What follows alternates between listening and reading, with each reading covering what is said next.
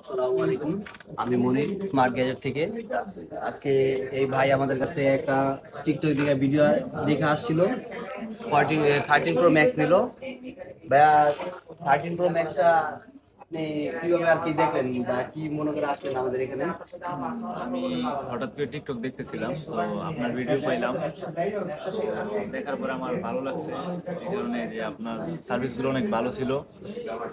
তারপরে আপনার কল দিয়ে আসছি, তো মানে আমার কাছে সবকিছুই ভালো লাগছে।